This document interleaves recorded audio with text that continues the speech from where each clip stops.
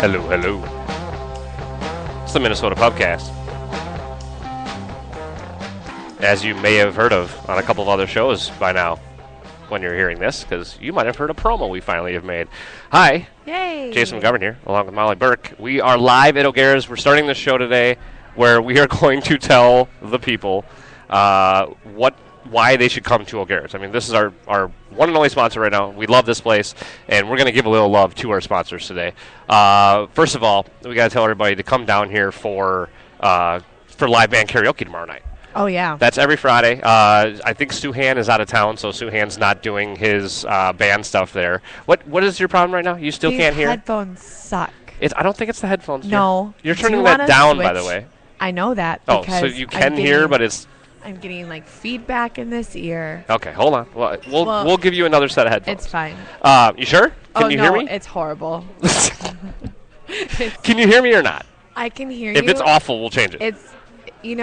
It's almost like feedback. Like, it zips every time anyone says anything. You know what I mean? Does this make any difference, what I'm doing right now? No, nothing. Nothing? All right. I'm going to give you another set of headphones then. So you got to talk. So Thank get us you. in. Talk about O'Gara's. Tell everybody about why they should come here. Oh, O'Gara's is fantastic. It's a St. Paul standard, I would say. One of my favorite Irish bars in Minnesota. And that is saying a lot because there are a lot of great Irish bars here. It's part of our tradition as Irishmen. Well, yeah, as drinkers. I mean, we pawn it off as Irish, but it's really just because we like to drink. As great Midwest drinkers, we love it here. But yeah, every Friday they have live band karaoke. It is a fantastic time. The band is top-notch pros, and so even if you suck, they will make you sound so good. No, the whole point is you can suck, but you still get to front a live band, which is pretty sweet. It's pretty cool. And it was really fun to do. And you did it the once, right? You don't remember my song? No, I remember you doing it. I'm just wondering if you've been here more than once other than that time. And now you probably can't hear me because I just unplugged your headphones. No, I have not. All right, let's try this out I've only been now. there once. If those don't work, I quit. Yay. Are they better? Can you hear? Yeah, they're much better. Now mine are crackling. And No, I shit they're you not. not. Oh That's my really God.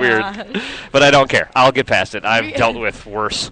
Our listeners have dealt with a lot of technical difficulties on the show. Yes, they have. And I'm sure that they can't hear this crackle right now, so that's okay. I hope not, because it is quite apparent. Quite distracting. It's quite distracting. I think it's this little box that we're using to our little headphone amp. Anyway, so yes, come down to O'Gara's. Come down. Right now I'm drinking a Bell's Hop Slam, which if you are unfamiliar, that made it worse. Okay, keep going. If you're unfamiliar with Bell's Hop Slam, it's a double IPA that only comes out, it's a seasonal one, only comes out in February and lasts about 3 weeks all across town. So get over here and get one. Yes, it's a short pour, but it's because it's like 10% alcohol. It is phenomenal. What is a double IPA? What does that mean exactly? Okay, well, IPA, being a hoppier beer. A double IPA is going to be even hoppier and even stronger. So your typical alcohol content on an IPA is like 5 to 7%, and this is like 9 or 10. Can I try a sip of it? Yeah, of course. Okay. And that one's made with honey too, and you can kind of taste that when you just a subtle hint of it in there. I wouldn't say that it's overpowering in any way. It's almost. I mean this in a good way. It's almost syrupy. Well, yeah, it's a little thick almost. It has a thickness to it that other beers I've had don't have. I mean, but it's good. It doesn't taste too cough syrupy or anything. It just it almost has a texture. Do you know what I mean? I do. It's interesting you're saying that about an IPA, though. I mean, what you're saying sounds more of something like a stout or a porter or something. But it has that. It does have body, yeah. It does. I will say. But I mean, and then people, for those of you that aren't here and can't see, I mean, it's light in color, too. I mean, you can see through this beer. Again, brewed with honey, and it looks like honey, to be honest. That's about the color of it. And the honey, I'm not a big IPA person. I get kind of weird about hoppy beers whenever I drink them. Maybe because it's such a difference from ciders. Mm-hmm. But the honey in that kind of evens out a little bit of the hoppiness. Yeah, it kills it a little bit. It kills that bitterness at the end. Yeah, it does. So yeah, okay. Nice. So there you go. We stroked O'Gara's. Get your asses down here. Sometimes when we talk about beers in a serious manner like this, I feel like we're the people on SNL. on the NPR skit, with Alec Baldwin. We were talking like Sweaty this. balls. And yes, and you should try my sweaty bells. Sweaty balls. Come down for a Sweaty Bells Hop Slam today. Get yours today. God, I love that bit. Jesus, I was just watching a SNL with Alec Baldwin hosting from like 2010 or something, and it was just. It's just phenomenal. He never breaks character, even when the other person on stage is laughing with him, he doesn't break. No, and he I doesn't. love it. I love him on SNL. And on 30 Rock. Well, yeah, I guess I love him anywhere. He's phenomenal. I mean, I go back to Beetlejuice. I loved him in gosh. Beetlejuice, so he's never done anything wrong. I've never really aligned myself with him politically, but I've never also cared about his politics. That's not the point. He is a flaming liberal. I had an epiphany about probably 5 or 6 years ago when I realized Alec Baldwin was in Beetlejuice. I couldn't believe it. I made the connection finally because, of course, growing up, I didn't know who Alec Baldwin was. Sure, no, that makes sense. And then I, kind of rewatched Beetlejuice, and I was simultaneously becoming a 30 Rock fan. And I'd already been a 30 Rock fan, and I was like, holy shit. Wow. That would have rocked my world if I hadn't known. That would have been a weird revelation. I've had a few moments like that that come later in life that have been almost embarrassing, like whoa. But it blew my mind that I couldn't not talk about it. If you have a segment idea right there, we'll come up with things that you I have realized many years later. I didn't realize that the Disney D in the Walt Disney logo, in the classic Walt Disney cursive, I didn't realize that was a D. I always thought growing up watching movies before I could read that it was the symbol. It's like a backwards G with like a line through it. If you look at the logo, you'll know what I'm talking about. think So so, yeah. I always viewed it as that was just the way Disney wrote it. And then I finally realized it actually said Disney. So what did you think it said? Walt Disney? Or No, I knew it said Walt Disney. I just never viewed that shape of the D as a D. I always viewed it backwards because I think it was ingrained a certain way in my head for so long before I could read that I never was able to mentally visualize it another way. You're weird. I know. You know that? Yeah, Have I ever mentioned that to you? I thank you, Jason.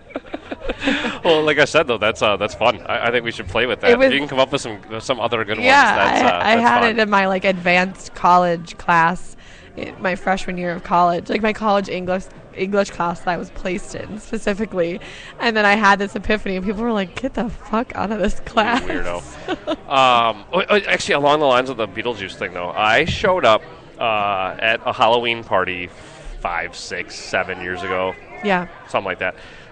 Dressed in a sheet. And when I took the sheet off, I was wearing my glasses and a flannel and brown pants. That's perfect. With a red shirt under the flannel. Perfect. And 99% of the people there had no fucking idea what I was. Seriously? They had no clue. And then finally one of my buddies walked up to me and he goes, "Holy shit, Beetlejuice, you fucking nailed that." Like, "Oh my God, that's so awesome." And I was just like, "Yep, I was going for the most subtle, costume I could, and I was hoping not everyone would get it. I thought it was kind of cooler that only a few people would. And then once they did, it was, like, oh wow, but it was fun that no one had any idea. And then finally, the guy noticed it, kind of like how you noticed that Alec Baldwin is the guy in Beetlejuice. I love that. Okay, so I have to tell you about my night last night. And we have to talk about it because it's the only thing going on in the Twin Cities right now, at least sports-wise. The Wild lost to Edmonton the other night, so they're back to, on the bubble, as they have been for quite a while here. And I'm just going to put that out there. I'm happy that our first podcast away, I think consistently we've had a podcast twice a week for a long time. Yeah. And you had a good reason to skip last night, and I'm happy that we didn't do it for this reason. Yeah, I was sad. I wanted to talk. We always want to do a show, Sure. but I think that for me, it was a no-brainer when I was offered the ticket. Yes. Because I was like, this is something to talk about. I mean, Right. this is and it was an experience that I put up there with a few others in sports that I'll just never be able to. I mean, you never get to do that again. That was a once-in-a-lifetime thing where Kevin Garnett comes back, and it was it was everything you would expect it to be. I have a little audio I want to play. I mean, you're going to hear the crowd, but I'm telling you, when you're there, I don't know if this is because of, I think I got this from FSN. I don't know if FSN's audio, what they pick up isn't that great of the crowd noise or what, but it was rocking in there. But here's just a little highlights from last night. And at the other forward, 6'11", from Farragut Academy High School, number 21, Kevin Garnett! The Timberwolves head coach is Blitz Honors.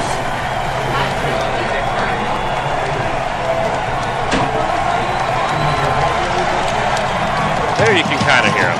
There you hear we were riled up. That's and then, awesome. Now, are you familiar with Garnett's little routine he does before each game? No, I'm not. Okay, he always goes and he ties his shorts like right under the net, like right at the little like the post, Okay. and then kind of like bumps his headbutts the post, then walks around, high fives all of his teammates, then goes to the scorer's table. Does he? And this is a moment It does the crowd this. has been Okay. anticipating as much as anything. Kevin Garnett over at the scorer's table, and we are just about set for basketball. The second era of Kevin Garnett in a Minnesota Timberwolves uniform. A salute to the crowd. And as we get set for basketball, an emotional night, a packed house. So what he does each time is he goes over and he puts the powder, the baby powder or whatever, to dry his Sure. hands off, and claps them right in yeah. the face of the scorers. Yeah. And he's always done that. And I mean, like LeBron will throw it up in the air, but that was taken from KG. I mean, KG was doing it before Sure. him. But what was cool was, I hadn't seen KG play in so long, and then obviously as a Timberwolf, not since he left. And it was so cool because the whole crowd, when he started walking over there, was like, "Oh God, yeah, we haven't seen this in so long." So And the crowd pumped. went nuts. Like Yeah. everybody was going crazy for that. For sure. And right after he did that too, when they went out and high fived all the the other team, and then he did the biggest salute to the crowd. That's awesome. He was so Good. pumped to be there. Awesome. He was as pumped to be there as everyone was to be there to see him. And I do agree though with a lot of people who are saying how sad this is that this was a big deal.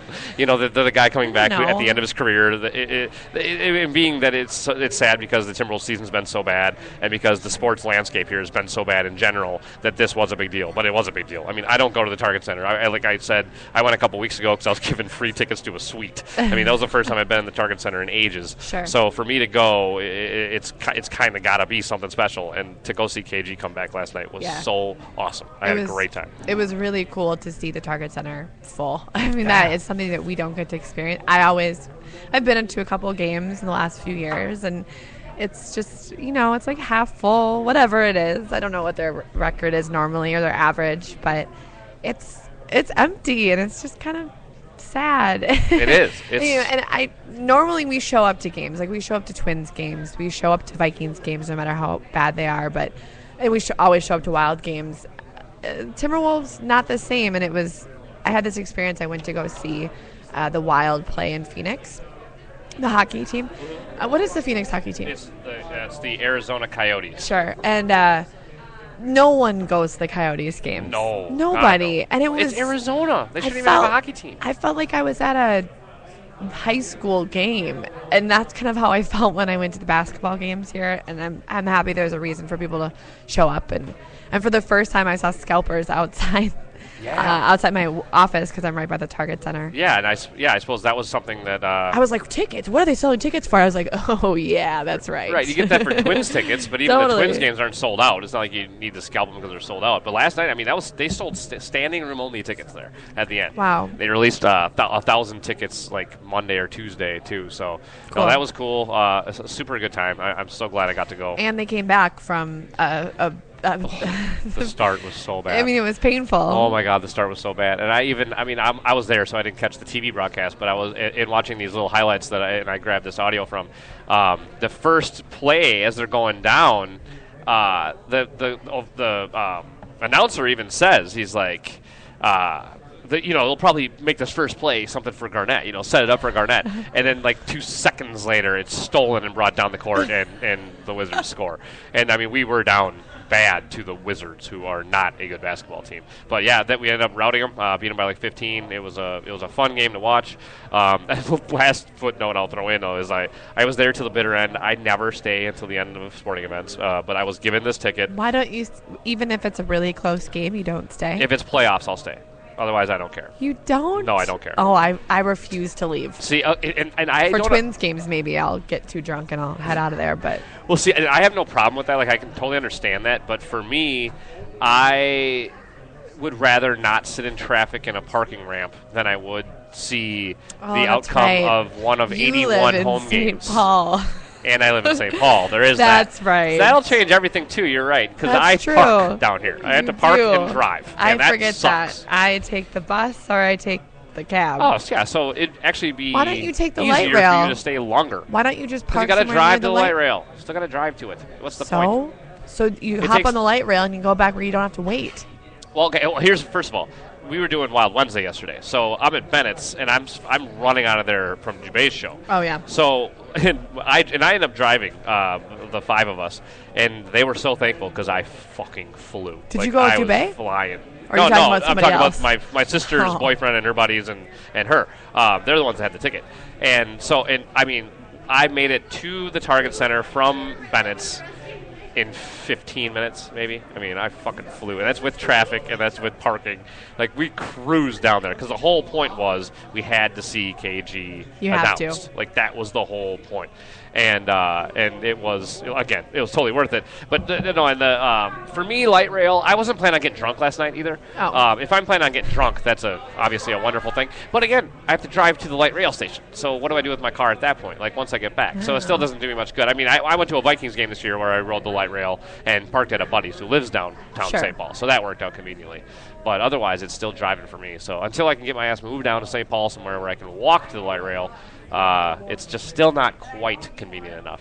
And I just like to be able to go and leave whenever I want and all that. So, Sure. Well, we have so much to talk about. What do you want to? Oh, yes. You mentioned last week. I'm kind of miming tonight. You're minding. Miming. I'm Oh, miming. miming. I keep pointing to Jason like I can't say anything. I'll be like, oh, You act as if this is so well produced that you can't just talk on air about what we're going to talk about. But no, so I want you to tell us about man. getting drunk and not having a hangover. Hopefully, that's Okay. what I'm hoping you're going to tell us. I did. Please tell me you're going to tell us that. All right. I drank some drank well. Drink well. Drank some drank whale. I drank some Why do you go drank to a well, southern accent y'all. when you drink drink whale? As if you listen to last week's Thursday podcast, I think the one about KG, I ordered this vitamin that's supposed to stop hangovers, and you take 3 before you drink and you take 3 after you drink. Well, it was my friend Alex's birthday. Happy birthday, Alex. I took 3, drank a significant amount, which includes shots, and then took 3 at about 2:30 in the morning. Here's the problem. Uh-oh. I was up till probably 4:30 in the morning, not really drinking, but I was doing other things. And no, Sounds like a bunch of coke or. no, that means that sounded weird. I was just up. doing other drugs at the time. I was. Got done with the alcohol. I don't think it stops you from your coke downfall. No, I wasn't doing drugs. I was just up and about, and so when I woke up the next day, I didn't really sleep in, and I was exhausted. I was exhausted through the whole day. And so I wasn't really hungover, but I was so tired that I couldn't really tell if I was hungover or if I was tired. You know what I mean? I do, but I still think I would much rather be exhausted than hungover. I don't know. I was that tired where I was having friends over for the Oscars. This was Sunday morning, and I just needed to sleep, but I was so tired that I couldn't take a nap. You know what I mean? I do, because I've been that way when I've been sick with the flu. Yeah. To where you've slept all day and you just can't sleep anymore, Sure. like that kind of but you're still so exhausted that all you want to do is sleep. But I still, as opposed to puking and headache and can't move and the mere sound of my nephew in the other room yelling hurts, I can't take it. I gotta get you this stuff. Is it expensive? I don't know if I asked you that I last would think week. it was $40 for 90 capsules. So it's $6 a pop. I'm sorry, 6 pills a pop, right? Each time you Yes. drink. So you're getting what is that? Quick math, 10, 15 doses maybe? Exactly, actually. Probably. You can maybe. For Sure. me, 15 times drinking without a super hangover, yeah, that's worth $40 to me, I think. Yeah. I don't see you any can problem get. paying that. You can buy more and get for cheaper. Can you buy less? Like, No, less of an amount. So no, 40 is the minimum. Or It's whatever? it comes in like the normal size kind of Or pill 90. bottle. Okay. With the 90. I don't know. I thought I'm gonna try it again when I know that I will probably get more sleep, because I was up till 4:30, and then I woke up at 9:30 or 10. So I really didn't get much sleep, and I don't do well on little You can't blame sleep. that on the alcohol then, though. So I think right now, from what you're saying, we could at least say there's a chance it worked. Yes. You know what I mean? It at least helped. Yeah. Because you didn't get enough sleep. But to me, Here's also a good. though, Here's okay, a go good. ahead. Here's a good one. I have a going away party on Saturday for my friend. Just shouting out to my friends today. Lauren, have fun in Portland. I'm going away party, and we're popping champagne all night. So that'll be a good test, because I'm used to whiskey. I can handle my whiskey hangovers. I know feel what like I can and champagne's cannot a drink. different type of Champagne hangover. It's is awful. A bitch. Yeah. Is it the carbonation? It's the carbonation. Yes. Yeah, because I one New Year's Eve I drank an entire bottle by myself and other stuff, I think, and that was a bad one. That It was a just really bad one. Sucks it out of you. Yeah. Sucks everything out of you. So I'm going to try that.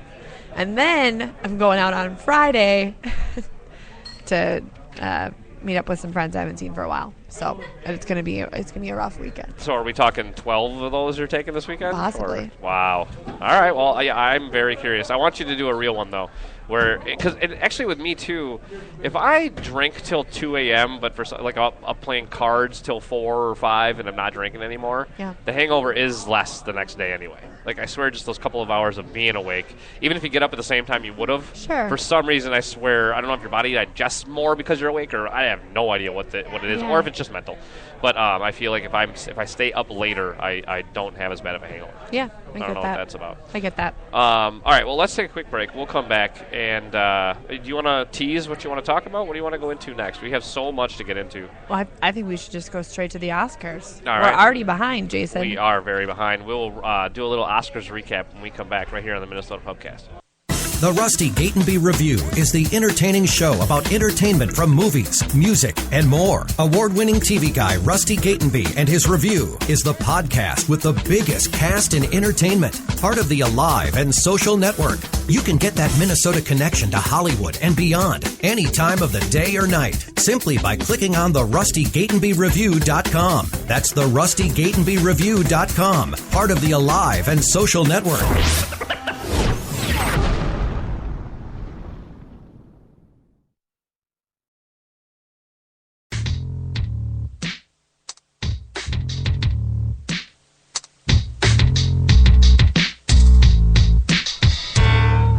I try being sweet, it's buried deep in me. Now I can only see. And we're back. Is there an emoji that's just a mustache? Ooh, I don't know. I I feel like there is. Feel like there should be just facial There's at least a things. guy with a mustache, but yeah, I don't know if there's just a No, stash. I need just like a part of a face. You know what I mean? This is what we worry about during the Minnesota Pubcast. by the Oh, way, I found guys. a pig It's nose. This'll be emojis perfect. for our texts. Oh my god, look at this. Look at Let me this see. one. Oh my god! I don't even know how to do that. Thankfully, right now Molly is putting pictures on her Snapchats. What do you? Are you just? My putting friend text? snapped me. Is that what that is? My friend just snapped me a picture of her wearing headphones in front of a microphone. I have to snap her back of me doing the same thing. You kind of don't have a choice, Right? That's really weird, though, that you're both sitting in front of a microphone with headphones on right now. Is she doing a podcast as well? What is she up to? She's in advertising, so she might be doing voiceovers or something like okay. that, or listening to some sort of ad they created. There's no better job in the world, and thanks again to Terry Daniel for our promo that he did the liners for, or did the reading for. But to be a voiceover artist, God, there's no better job. I would almost give my left arm to be a voiceover artist. That is the greatest way to earn an income. He has a fantastic voice. Well, it does take pipes too. There is a certain element of it is talent too. It's not just pipes. There's plenty of people out there with pipes that can't read well enough. Sure. And I don't mean just they can't read words, but they can't read well enough in general. I didn't change anything. I don't know. That's your problem. Jay, I don't know what's happening here. There is that hum thing is weird. I'm not sure what's going on. I think that box might be shot. Okay, so Oscars. What was your first reaction? Biggest thing that hit you? What was your take? This is the lamest thing I could think of. Oh boy. I really liked this year's set. I liked the set. I don't know how to react to that. I don't know what. The set was beautiful. I wonder if there's a single guy in America that watched that show that noticed the set. And I the think that's art a direction girl thing. of everything was gorgeous. The fonts they used in every clip, I thought the digital stuff was really well done. Super cool. The montage of the best pictures at the end was super well done. Yeah, they did you're really right. cool art direction for. They kind of combined illustration and the actual clips or actual images of people for the in memoriam. Yeah, and the whole show, I mean, no one's really talked about this, which is surprising because they've had some ugly sets and people have really noticed. The whole show I thought was really cohesive in terms of what the set looked like on stage. There was those really cool kind of tall spiral gold columns that moved, and then the font, the direction itself was really neat. I keep saying fonts, but that was what really struck me. No, and I think what now going back and looking at it thinking about it now that you said that I didn't notice it is a compliment, right? The set, sure, because you only notice it when it's bad, and it's kind of like. For me, I didn't have a problem with Neil Patrick Harris because he was just a host. He was just there. He in the opposite way actually than the set is, because you either suck or you're awesome usually as that host, and most people just want to bash you. You usually suck, but he did not suck, nor was he great. He was just there, and so, but he didn't hurt it to me. But he just didn't make it either. But I think we put way too much pressure on the host of those shows. Well, you need someone to keep it moving. These shows are 4 hours long, and they you don't can stop making them so long. How about that too? Sure, that's an option. Okay, but I will say, I think that the awards that presented are all relevant. A lot of the awards they present at the other show that's just for the people of the industry, they're kind of the more technical stuff. And I think that the ones they give out publicly or on TV are the important ones. There's not one where I'm like, okay, I'm like, that's cool. Cinematography, that's important. Hair and makeup, that's important. Score, that's important. I think all the ones, there's something to care about in each of them. But don't you think that there's still not 4 hours worth? No, maybe not. I mean, you can cut a lot of those awards out, and frankly, you can make it an hour long and have it be Best Actor, Best Actress, Best Picture. But I do like the speeches, and that's about it. I like the speeches. I do too. Like the Polish guy for Ida was awesome, where he went through the music, then kept going, and then I think they even played music again to get him off. That was entertaining. He was talking about his wife that had died. No, yeah, that's what I mean. It was like, yeah, man, do it. I don't think anybody in the crowd was going, geez, get this guy off. Where you are at a lot of times, sure. Where even the crowd's like, all right, guy, like, who else are you going to thank? I thought the people at the Oscars this year that really you wouldn't know that got those kind of smaller technical awards, I thought they got out of there pretty quick. No, I thought they did a pretty good job of that, too. I thought in Before general... the even music, people were like, right. This is great, thank you so much, blah, blah, blah, blah, go. And I why do you want... I think the longer the list of people you thank, the better a chance of someone you're going to forget. Totally. And the worse it looks when you forget them. Absolutely. Go up there, thank your mom and dad, and thank the Academy, and thank your best friend or your wife or whatever, and get the fuck off the stage. And I did think it was interesting. What did you think of? And I'll never be able to say his name, so I won't. But the Birdman guy, when the gal told him, say thanks to your wife after he'd been up there at least twice, and he had thanked everyone, and they're like the director, yeah, Alejandro Inarritu. Yes, and somebody was like, hey, as the speech is going on, he's like, oh no, hey, thank your wife. And he goes, oh, I thank her all the time. I thought that was funny. And he's like, she knows I love her. And the whole crowd just gasped, like, you did not just fucking say that. You can't say that. I loved that. That was hilarious. He's like, oh, she knows. Like, what am I going to thank her he for? I thank her every day. He probably was going to thank her, but he was like, good. Get off my back, man. I know I have to thank my wife. It was probably a joke between them. I liked it. I thought it was funny. And we noticed, so we were playing Oscars bingo the whole time with my friends. We had the sheets down, and it was... You guys are about it. Yeah, we were into it. And my friend got a little upset because we had a bunch of boxes that said when a winner thanks God in their speech. And Nobody does that anymore. We could not get that one checked off. No, and she goes, "That's horrible. That's horrible." It's funny. I was like, God doesn't give two fucks that you won the makeup award for. No, it always Grand bothers Budapest. me when people thank God for that stuff. Actually, like when an athlete scored a touchdown Thank and you, points to the Jesus. sky, that pisses me off. You multi-millionaire athlete guy that drove to the game in your Bentley and has gone home to your $5 million mansion.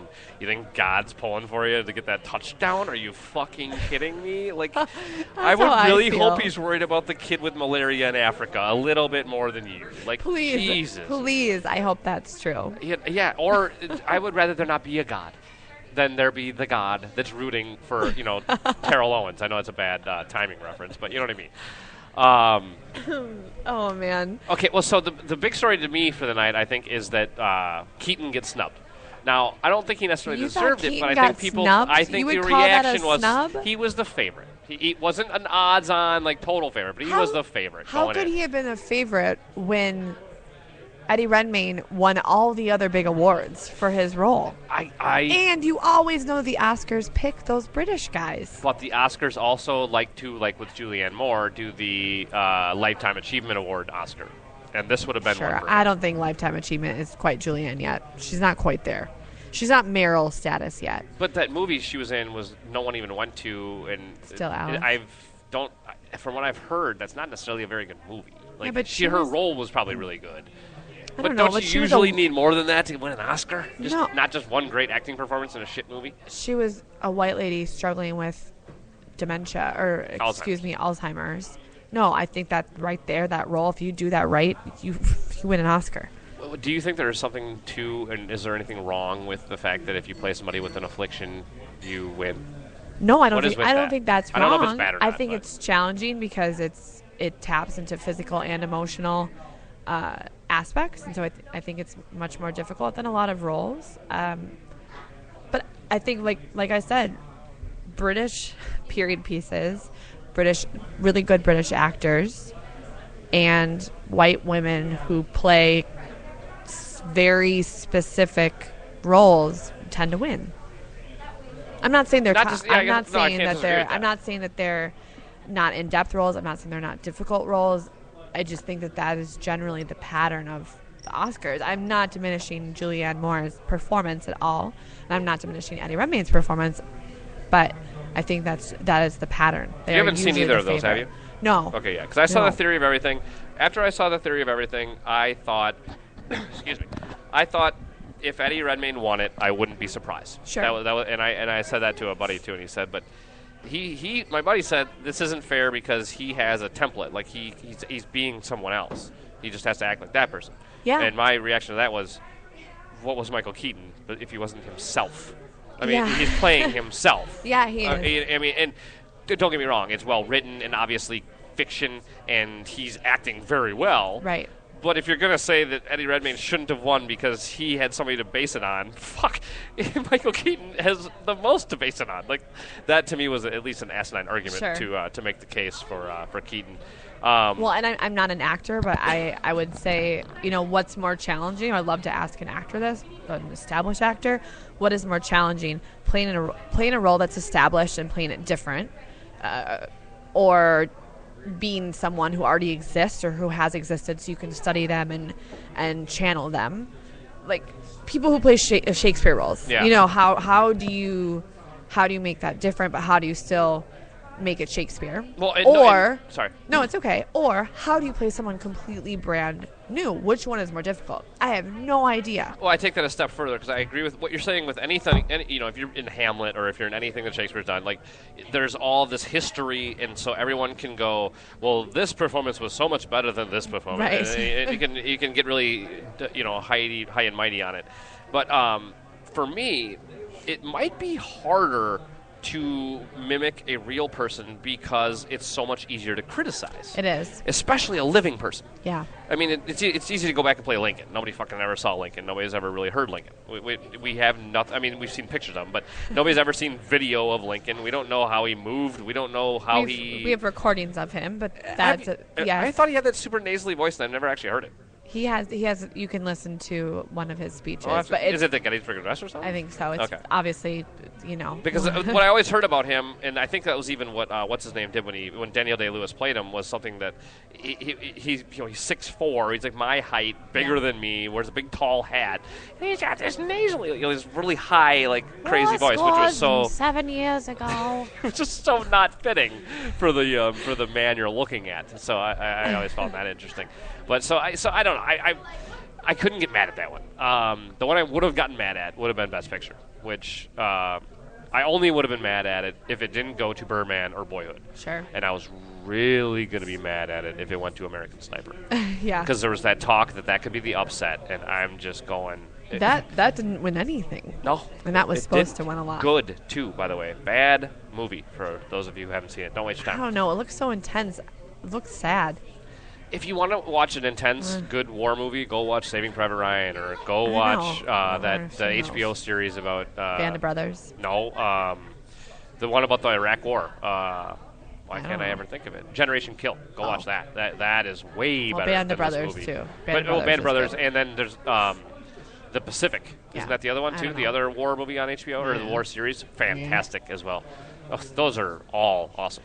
I haven't seen Birdman yet. I'm still waiting. Still on my queue. I know I'm embarrassed because everyone they'll look. We'll talk about it, and they'll look at me and they'll say, I didn't particularly like it, but you would like it.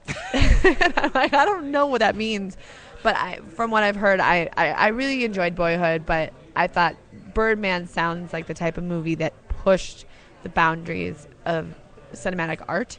And it's like nothing that has been made or is out there or that will be made. It's an original. It's a true standalone piece. Linklater's movies are all quote unquote boring. Sure. They're just dialogue. They're just deep dialogue. Yeah. That's how I would describe it anyway. And so therefore, even though this movie took 12 years to film, and that was cool and different, it was still a Linklater movie. It didn't set itself completely apart. Like I would even say Waking Life, if you're going to talk Linklater movies, does set itself apart versus the other ones.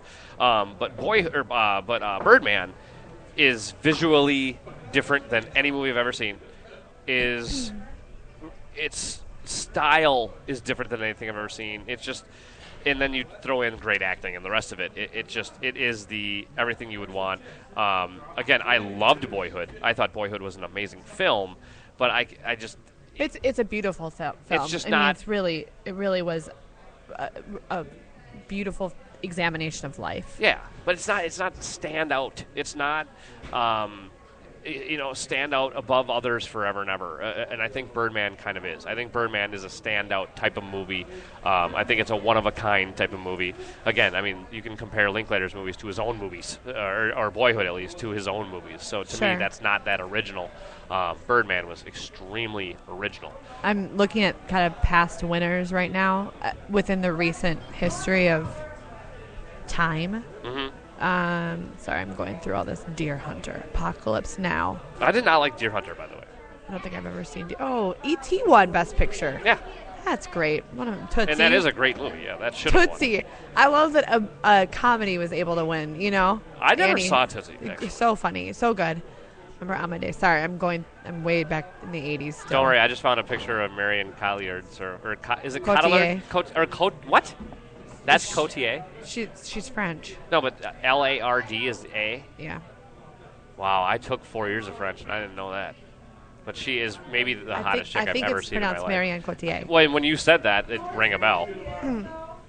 I'm looking at the past few years. Oh, my God, God, I'm still back in freaking 1999. How long is this going to take? Okay, Gladiator was 2000. A Beautiful Mind. That's a great movie. Yeah, but very typical Oscars. It's like Theory of Everything type of movie. Kind of, yep. Chicago, Awful. I mean, The Pianist should have won that year. I never saw The Fucking Pianist. Pianist didn't win. That's supposed to be an amazing film, right? Fantastic movie. I never saw The Artist either, which is sad. Lord of the Rings won, which Wait, what? the Did last it really? the last one did. It really did? Well, That's insane to me. That's like a Star Wars winning. that Star Wars did win. That's insane to me. Why? And I love those movies, but those are movies that Because don't win. they're That's epic. like Matrix winning But too. You know what I mean? you Like, need to give that those movies changed trilogies and changed the way we did make. both of them go to the third? Yes. See, They yeah, go to you're la- right. That's what I'm saying. You Lifetime give achievement again, You kinda. give it to the last, the biggest one. Yeah. Lord of the Rings beat out Lost in Translation, which is just far too weird to have won. Master and movie didn't do Commander, much for me. which was so boring. Which one? Master and Commander. the Never Russell even Crowe saw it, movie. and I would be into that type of movie, that epic movie, and that it's nothing. Here's what should have won: Mystic River. That didn't do anything for me either, to be honest with you. Okay, 2004. Sorry, we're gonna get Wait, bored hold on. here. Mystic River is the Birdman guy, though, isn't it? No. He It did was a movie with Sean It was Penn, an Eastwood movie. I It was a think. Clint Eastwood movie. Oh, that is Eastwood. Holy shit. $1 Million Baby won. Crash won. God, so contrived. Yeah, I did The not like Departed. Crash Departed, great movie. No Country for Old Departed. Men. Fucking fantastic movie. No Country for Old Men is one of my favorite movies of all time. Slumdog Millionaire, also really contrived. I loved Slumdog Millionaire. Yeah. The Hurt Locker. Hated. King's Speech. Eh. Typical. Yep. And The Artist. And then we're back up to... Oh, sorry, Argo. Argo won. Nope, then 12 Years a Slave won. Man, there's been a lot of movies. And then Birdman won. 12 Years a Slave, the most uplifting movie I've seen in years. Yeah. Jesus, that one was tough. Yeah. All right, so we did Best Actor. Oh, Supporting Actor. J.K. Simmons, everybody knew. I mean, that wasn't even if you put money on anybody else in Vegas, you are a moron. Vegas. In Vegas. Now, I wanted Emma Stone to win for her one scene in Birdman, which I know you haven't seen yet, but when you see the scene, you're going to fucking know exactly what I'm talking about. Okay. But I get that literally, I don't know how much screen time she even got in that movie. It's tough to give it to somebody else. And Patricia Arquette winning, great.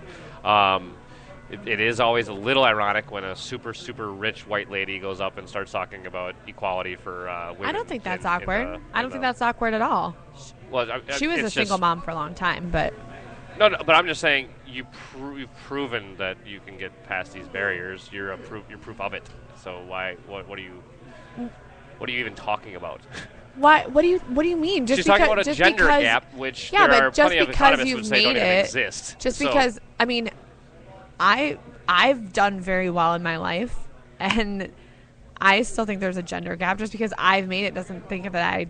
It doesn't exist. No, what I'm saying is it's like it's hypocritical, isn't it? No. You are a person who came through this system For that's so unfair, right? But yet you're super No, successful and rich. because How is it so? not- How is it so unfair? Because not every single person that goes to this, there's going to be outliers. There's always going to be people that get through it somehow, right?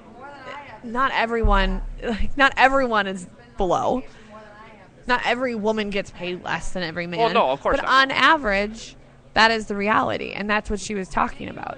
And in Hollywood, there is a huge pay gap in Hollywood as well. But they're also making fun of the lack of black people being nominated in movies this past year. But the Academy votes for the people, so why don't they put more black people in the nominees then? Like Who's making fun of it?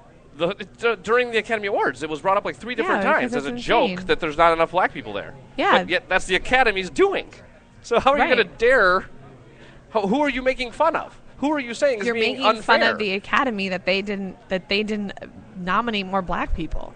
You really think they were knocking the Academy themselves? Yes, because they said the that's Academy what Awards. Absolutely. All right, I don't think that's they're knocking. I think Absolutely. they were making a statement about the culture in America, and they didn't even realize how stupid they were being. No. that you are responsible for what you're saying and complaining about. They would. I mean, the Academy Awards or the Academy is kind of a reflection of how society is today. I mean, the people who are. It's 85% white males in the Academy that run it, and white males run our country and run our society, and it's just a reflection of it. They're making fun of both. But do you really think the Academy is representative of general America? Really? The Academy that Yes. I think you don't think they're uber liberal in general? I'm not. Liberal has nothing to do with it. It has to do with race and the inherent. Well, I thought thoughts liberals that come in with general race. were less racist, right? I think inherently when you are a certain way, I don't know. I think you're gonna nominate certain things or think a certain way because of how you are. Do you know what I mean? I think what you're saying is because they're mostly white guys, they're going to vote for mostly white guys. I'm not calling them racist. I'm saying that. I'm not saying that's wrong. I'm saying that's what you're saying, though, right? Right. I'm not calling them racist. I'm not saying all the 85% of white males sitting in the Academy are racist. I'm not saying that. I'm saying that they don't connect to black culture. They don't connect to black movies like they. See, I would have at least thought that they would think of themselves as being like the most in touch with. No, but that's why I was saying that.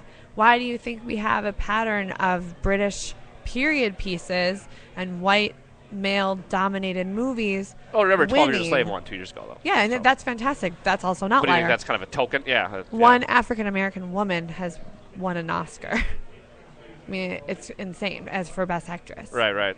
I mean, that's crazy. And there is a not maybe unconsciously there is a disconnect between the things that black people are doing in entertainment and getting recognized for it by organizations like the Academy that do the recognizing.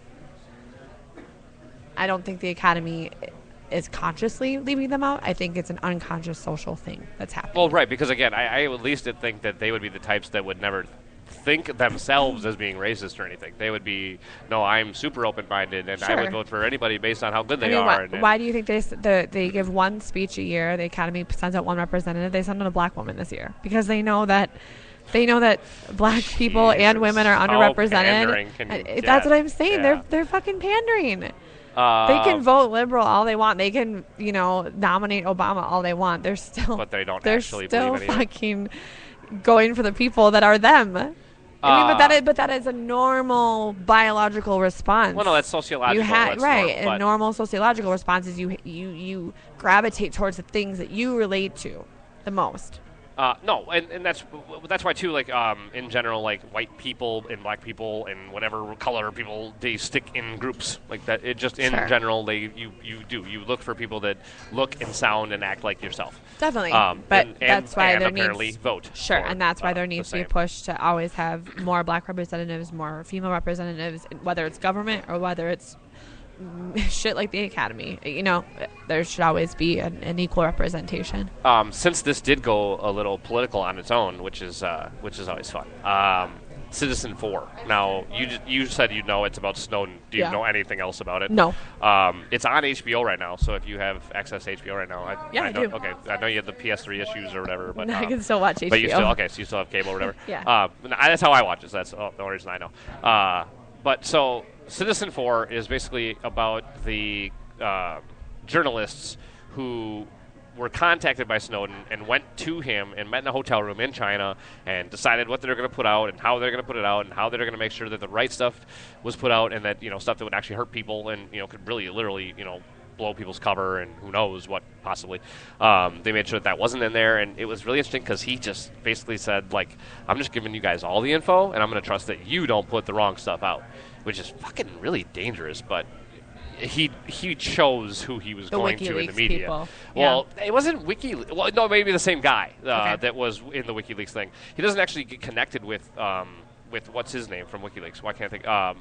Dutch Jesus. guy or whatever. The guy who's stuck in that embassy right now in England or whatever. But yeah, where is he? I never know where he is. I think he's still in the Ethiopian embassy or something like that. It's something like that. Or I think it's Ethiopia. But so what's the craziest part about this movie is I know that the government collects all kinds of information, phone calls and text messages, all that. I just assume that. I assume everything that I put on the internet actually is dangerously out there, like somebody can get it. Sure.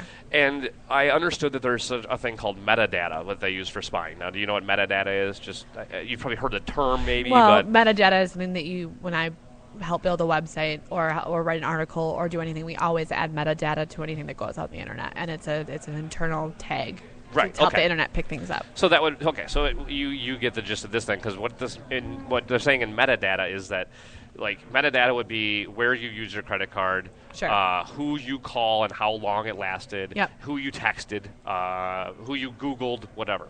Not the Google. Let me leave that out, because we're talking metadata. And even Snowden said he understood that, like, that we had that. He still doesn't. I think his politics are, I don't agree with it, but he's like, I get that. But he said that, but they don't just take the metadata. They take all the data. So what that means is they do have the phone conversation. They do have the text of the text message. They do have your Google searches. They do have everything. And so that's fine and dandy, and it's not really that scary until the wrong group is in charge of this country. First of all, that would be scary. Like if somebody decided this is no longer democracy, fuck you guys. Well, now they have all the power in the world. I wouldn't worry about that as much as I would worry about a external force, not our government. I think it's going to come from internally easier. No, but I don't think so. That's not even the point. The point well, is... it is. I mean, because that is so far fucking out there, Jason. What you'd have to worry about is... We just did it less than 250 years ago. What is so far out there? But we're talking about the digital age now. We're talking about... Okay, wait. Hang on. 250 years ago, and now we're in a democratic society with... We've talked about this before, with the Constitution in place, with checks and balances, that we're going to be okay for a long time. You shouldn't be scared of the government as much as you should be scared of hacking organizations that want to do things like terroristic activity with your information. Well, that's what I'd be worried about. You choose who you want to be afraid of. But okay, but be realistic about who you're being afraid of. There's no reason to be afraid of. I think an internal threat is just as possible. Please. It is more possible, actually. It's probable. You mean someone rising up and having a coup against our government? What are you talking about? You have more people, like survivalists, than we've ever had in our time. We have people that are literally hunkering down. Okay, I don't want to talk about conspiracy theories because you get weird about that. How is this a conspiracy theory? It's a fact because there are anarchy factions in this country. There are always anarchists, though. There are always anarchists. There are always going to be those people. There always have been those people. Well, the whole thing is they're not going to be able to do anything. And maybe this proves your point. Are you talking about anarchists and hacking organizations, or are you talking about our government itself? Because those are two separate things. Because what you started as was being afraid of our government and something turning there and someone deciding we're not going to have a democracy anymore. I'm afraid of the power that the government has right now in the wrong hands. Okay. And that could be anybody. China, it could be internal, it could be anybody. It scares me, actually, how secure you are and how you think that nothing will ever happen. We're totally fine. No, I'm not saying nothing will ever happen, but this fear that our democracy is going to come crumbling down, I think is insane. Like, I really don't think that's going to happen anytime soon. I don't think that's something we should worry about. I am worried about people like North Korea and ISIS who are able to hack into all of this data and somehow place a terrorist attack because of Why do you think the government's gathering the data? Well, I would assume to monitor terroristic activity.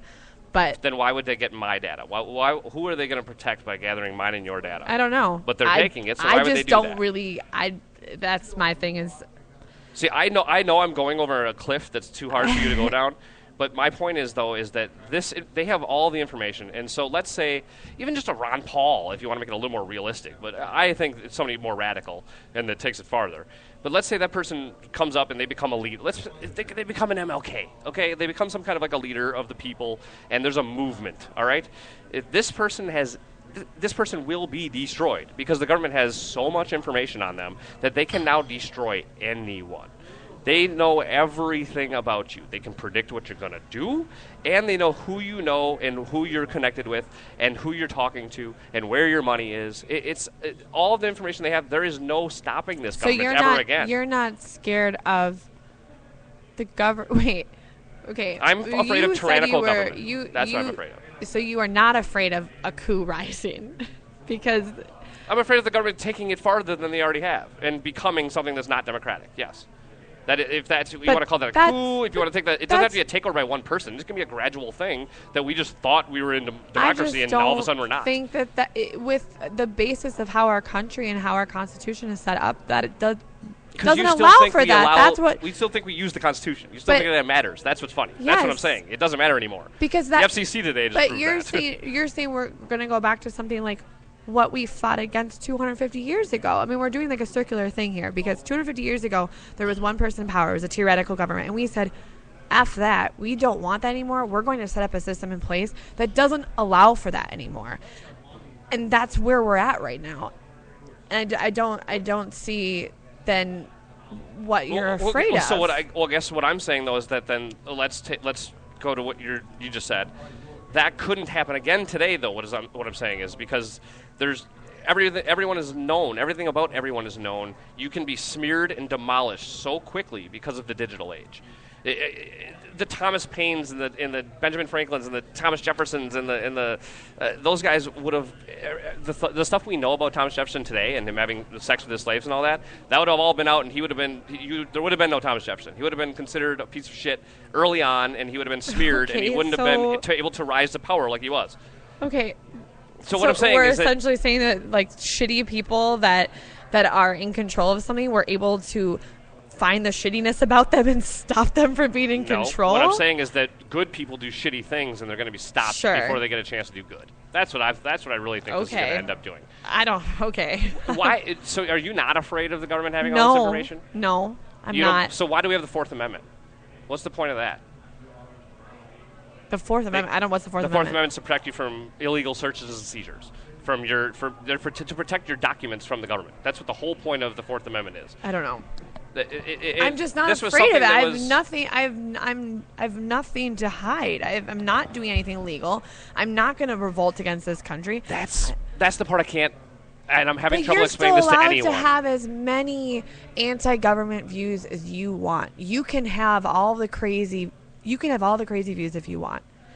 But if you make a terroristic threat and say, I'm going to kill someone, I'm going to do something, you should be stopped. I mean, that no one wants that to happen, and that's kind of, our digital age makes it easy to stop these people. I guess, like, I'm not doing anything wrong. I don't have anything that I want to do that's so horrible, and I don't think I'm hindered by going forward and doing good works by the government. This is the part that I can't seem to put into words, because I've had this conversation with multiple people. I don't know how to. Down. No, I can't, because what I'm afraid of is that something down the road that you do every day is going to be deemed illegal, and then they're going to get you. Do you know what I mean? Like, most of us don't do anything wrong. The 99% of the time, we're not doing anything that would be considered illegal. But I swear, what we don't see, the foresight we don't have because we're not doing anything what we consider to be wrong, is that someday the government's going to decide that it is wrong now, and now we got you because we have 10 years of your history of doing it. I don't. think and our I can't whole describe basis that right, of who we elect and why we elect them, and our ability to vote people out and vote people in and veto and all of this shit, that our government is built to stop that. And I think right now it feels maybe like there's a big divide, and there are, like, kind of these extreme Republicans, kind of these extreme liberals in Congress. But I don't think that anything that's serious is going to happen just on the basis of how we're set up as a country and a government. It's impossible to make a crossroads between us because you still believe in the system, and I don't at all. I just we are so diametrically opposed. I don't want to be paranoid and fearful about something that I think was set up correctly 250 years ago and I think still lives today. What I'm fucking scared about is people like ISIS and in North Korea and people that do have the opposite government and people in power as us. That's what I'm scared about. I can't let myself go down the road of paranoia, because that takes away from what the actual fear should be. See, and the cynic in me, and God, I hope you're right and I'm wrong. God, I hope you're right and I'm wrong. I hope so too. The cynic I think I am. The cynic in me would say that that's exactly who they want you to worry about.